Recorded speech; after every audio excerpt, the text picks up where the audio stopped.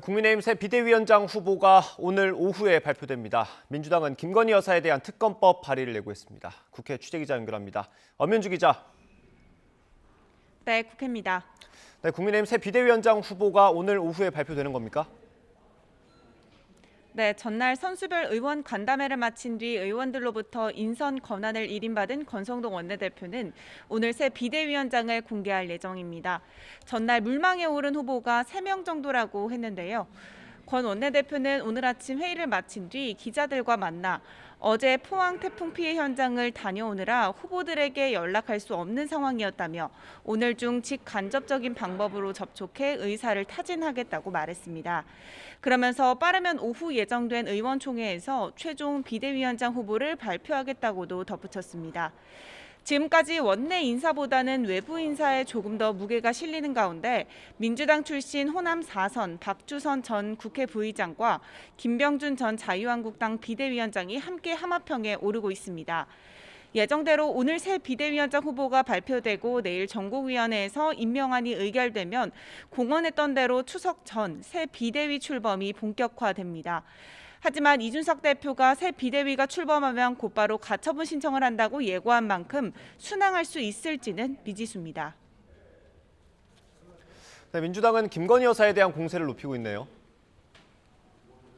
네, 검찰의 이재명 대표 소환을 정치 탄압으로 규정한 민주당은 당론으로 채택한 이른바 김건희 특검법 카드로 맞대응에 나섰습니다. 민주당 박홍근 원내대표는 아침 회의에서 김 여사에 대한 국민적 의혹을 더는 덮을 수 없다며 특검법을 발의하겠다고 밝혔는데요. 직접 들어보겠습니다. 민주당은 오늘 윤석열 대통령 배우자 김건희의 주가 조작, 허위 경력, 뇌물성 후원 사건 등의 진상 규명을 위한 특별검사 임명 등에 관한 법률안을 발의하겠습니다. 지연되는 수사, 무혐의와 불송치로 가려지는 진실에 민심의 분노가 들불처럼 일어나고 있습니다. 그러자 국민의힘도 즉각 반발했는데 들어보시죠. 당 대표를 둘러싼 온갖 스펙터클한 범죄 의혹으로부터 국민의 관심을 다른 곳으로 돌려보기 위함입니다. 즉 특검을 대국민 호객 행위로 쓰고 있는 것입니다.